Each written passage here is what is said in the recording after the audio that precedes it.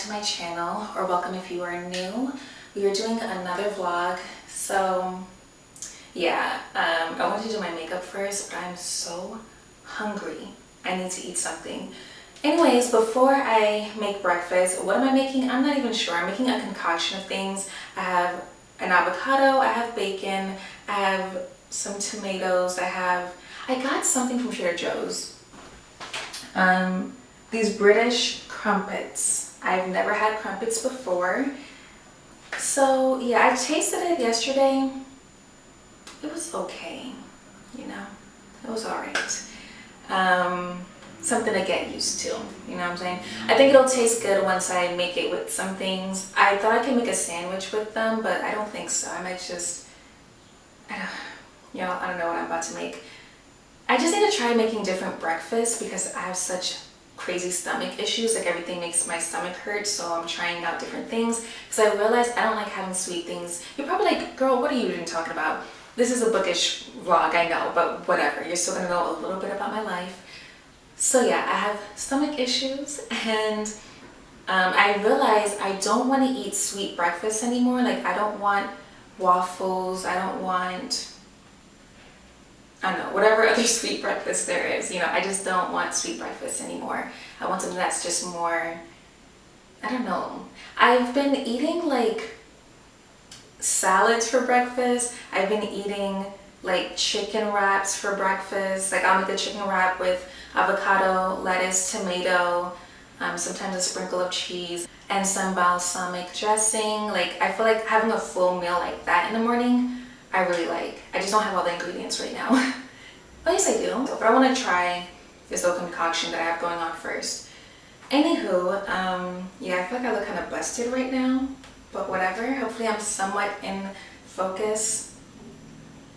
But yeah, so to start off this vlog, I want to tell you guys about some books that I've been reading lately. So I know I'm in my fantasy era, I know I keep saying that, but I'm reading a fantasy book physically right now without an audiobook, so it's just taking me longer to get through it. I'm loving it though, absolutely loving it, but I'm not a fast reader. So since I like to get through books quickly, I wanted to have some audiobooks going in between. So recently I've read Until I Get You by Claire Contreras. I think that's how you pronounce her name. Y'all know I'd be rolling my R's for no reason. But anyways, it's a dark romance, it's a hockey romance, and it has a lot of serious topics because the main character, she has a lot of she has a very tough backstory, like very traumatic things she's been through. So yeah, I loved this book, absolutely loved it. It's adult. The main characters start off at 22 or 23, yeah, 22 I think, and yeah, absolutely loved it. At first I gave it 5 stars, but I'm rereading it right now. Well, I'm re-listening to the audiobook right now, and I think I'm gonna knock it down to 4 stars. Let me tell you what it's about really quickly. Oh my gosh, it's so hot. It's really summer now. I'm actually really hot right now. Anyways, so the book, it's about this girl named Lila and this guy named Lachlan. Lachlan is a hockey player. They're in college. They're in their senior year, their last semester of college. And Lila used to be a soccer player, but she quit after her second year of college, and she was like a star athlete, like top star athlete. Just like Lachlan is the star athlete for hockey, she was the star athlete for soccer. But she quit, and sorry if you hear stomping above me, it's my neighbor. Yeah. Anyways, she quit and no one knows why except for her 2 best friends. And the reason why she quit is because she has a stalker, and yeah, so she doesn't really want to draw too much attention to herself because of her stalker and everything. And she meets Lachlan and she's trying to stay guarded, but you know, he grabs her heart. And they're both, like, I saw someone say that one of the tropes in this book is opposites attract. And I wanted to say, did you even read the book? These 2 main characters are so similar. I loved it. It made sense why they fell for each other as hard and as quickly as they did, because they're so similar. They're so like unattainable, like kind of standoffish with people that they're intimate with. Yeah, they made perfect sense to me. I loved these characters. Hold on, I have to get my fan. Okay, I'm so damn hot. Okay, it's just really summer and I sweat very easily. Anyways, so yeah, I loved this whole book. It jumps 3 years in the middle of the book and you'll see why, whatever, but I just loved it. I loved everything about it. But now when I'm re-listening to it, okay, now you can skip to this, time if you don't want this mini spoiler. But okay, throughout the book, I thought it was completely obvious who the stalker was. I thought the author wrote it in a way to make us readers know who the stalker was. The only person who didn't know and who needed to know was Lachlan, was the guy. Also, it's dual POV, love that. Anyways, yeah, so reading the book the first time, I was like, okay, it's obvious who the stalker is. We're just waiting for Lachlan to find out. But also when I was reading it for the first time, and when I finished it, I was like, wait a second. Did the author write it because she thought that us readers wouldn't be able to tell who the stalker was? Like, was she trying to make it a surprise to us too? Because I felt like the way she wrote it, it was very obvious. So now rereading it, I realized I think the author wrote it in a way that she thought that us readers wouldn't know who the stalker was. I really think that the author was trying to make us guess as well as making Lachlan guess. But I feel like it was plainly obvious, like clear as day, who the stalker was.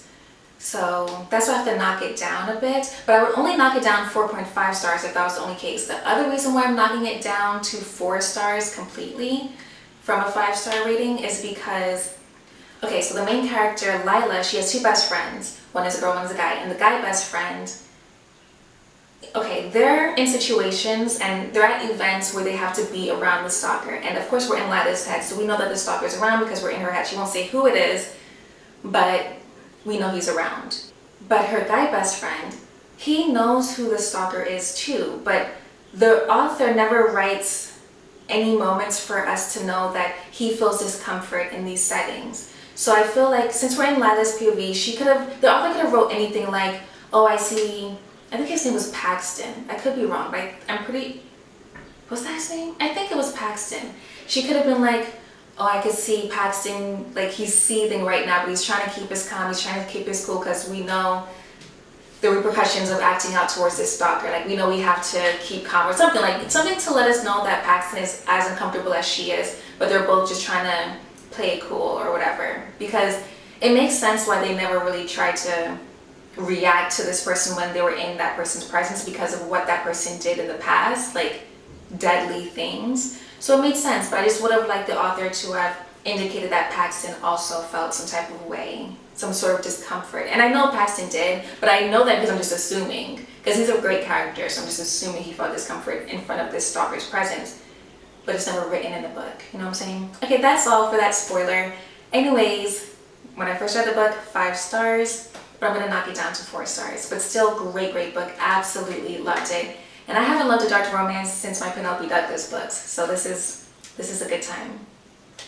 I also wanted to read more of Clara Contreras' works, so I decided to pick up another one of her books, which is more of a mystery. It's a romance as well, but more on the mystery suspense side of the genre. I enjoyed it. I don't think it's the best written book. I'm not really going to recommend it. I'm going to put it up on the screen because I can't remember the name of it. Oh, I think it's something Truths. I don't remember. But yeah, that was a fun read. It definitely made me realize I kind of like mystery. Like I like wondering who the person is. This one was actually a mystery. This one, I did not guess who the bad guy was. And I was actually shocked at who the bad guy was. And I'm mad at myself for not guessing it. I feel like she gave us tiny hints, but not really. I think this one was better written as far as guessing who the bad guy was, but I also don't think this book is that well written either. Certain things I'm just like, I don't know. And she also did a mini backstory for one of the black characters that I did not think was necessary and kind of pissed me off, but it's okay. We'll move on from that. But yeah, it was an interesting book. I think I gave it maybe 3 stars. Maybe more of a 2.8, but that's too low. So 3 stars. We'll give it 3 stars because it's not bad. But another thing I'll say about this author, I love the way she writes her men. They are obsessed. They're like, look at my girl and I will kill you. Literally love them. I know it's toxic, but I love them. We love the toxic men in books, in dark romances. We don't love them in real life. Not in real life. But in books, yeah. I like the way she writes men. That's like my main reason for wanting to read the rest of her books because the way she writes men, I like it. I like it a lot. What else? She also, this author, I realize she really loves L names. Like names that start with L, she love them. She be throwing them all up in there. I be losing track of who's who because everyone has L names. Anyways, that is all. I feel like I spoke a lot just now and I'm sweating so much. I'm gonna make breakfast. Yeah, let's do that.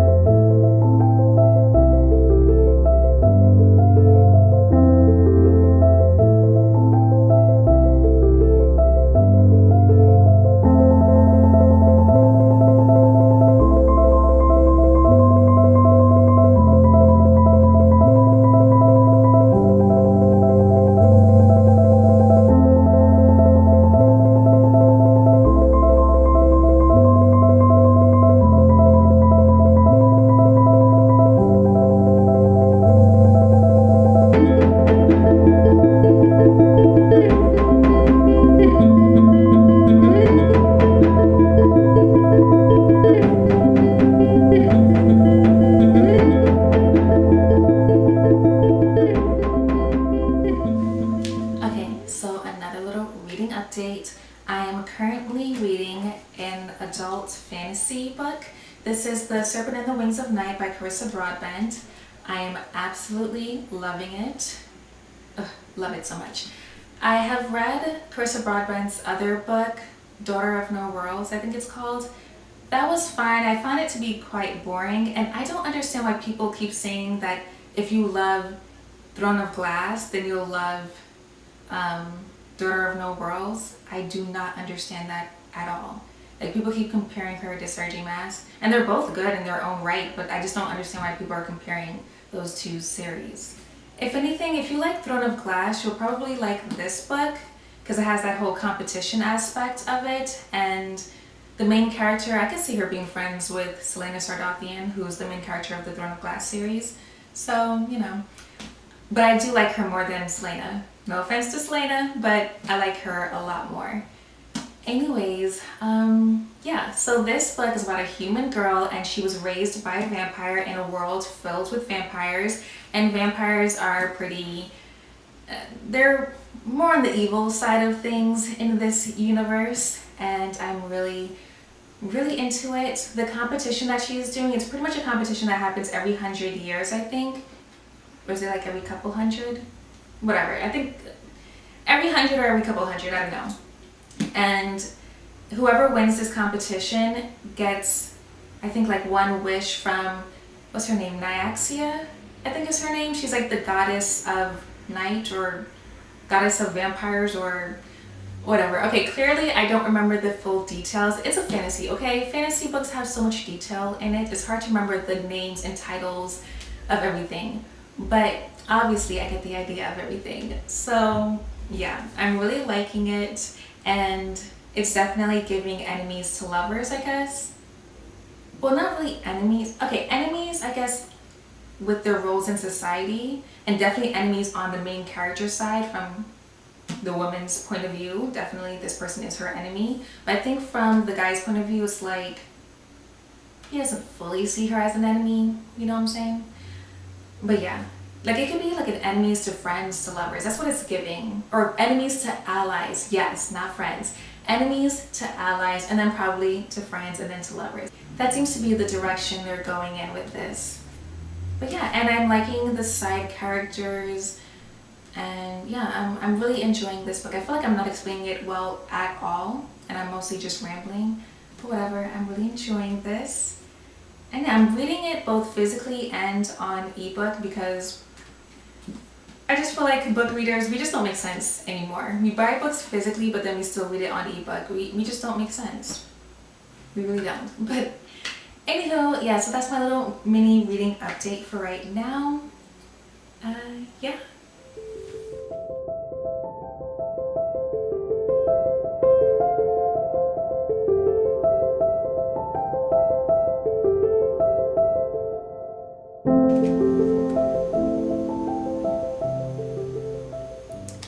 Alrighty, here's a little mini update. Well, I don't know what I'm updating you on. Anyways, just thought I'd let you guys know a little bit about my writing, I guess. Some of you who follow me on my Bookstagram probably know, or maybe you don't. I don't know. Most of you probably don't know actually that I'm a writer. And yeah, I have a work in progress right now. I've written other stuff. I used to focus on screenwriting, but then I realized I wanted to expand. I wanted to write some other things. So I don't really like to talk about my writing and my works in progress much. Yeah, I keep everything I do pretty vague and I'm very private. So yeah, but just know I'm a writer and I'm working on something and I'm very proud of it and very happy with it so far. I'm doing a lot of the world building, the character building and stuff like that. So I'm very excited. Yeah, I'm, what is it? What do people say? A planner or a prancer? I think that's what people say when it comes to writers. I'm a planner, definitely. I'm working on the outline of it right now. And I like to have an outline. It just keeps me focused. It reminds me of the direction of the story, where it needs to go and how it has to end, and certain details that have to take place during certain parts of the story. So yeah, I'm very excited. I know I'm being super vague, but I just wanted to give you guys a little bit of an insight on another part of me. Okay? Alright, a little side note. I just want to make it clear that when you guys see me in my vlogs, I'm in my house clothes, okay? This is not something I'm wearing out into the world. It is cute. I love it. I like to look cute at home. I wear very girly, pretty type of clothes when I'm home. But when I'm out in the world, I wear like very dark colors, blacks, neutrals. My style outside in the world is very different from my style at home. But when I'm home, I just like to feel really girly and pretty and cute. And then when I'm out, I like to feel a little bit, I don't know how to explain how I like to feel when I'm out, but yeah, just thought I'd throw that in there.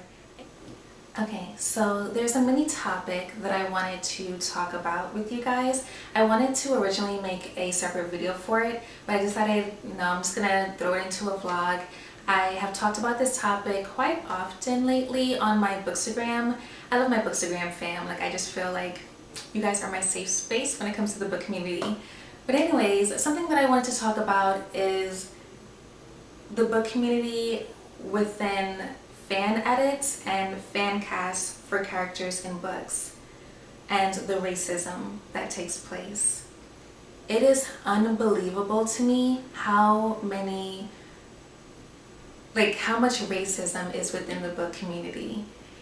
And it's just, so what I originally had planned on, I was going to show you guys videos, comments, screenshots. I was going to show you all the receipts. But then I was like, you know what? I had a conversation, it was a very short conversation, with someone who follows me on my Bookstagram, and she said, like, something we both kind of disagreed on was like, just block these people. Block these accounts that make fan casts and fan edits that are clearly erasing these Black and POC characters. Okay, so let me explain.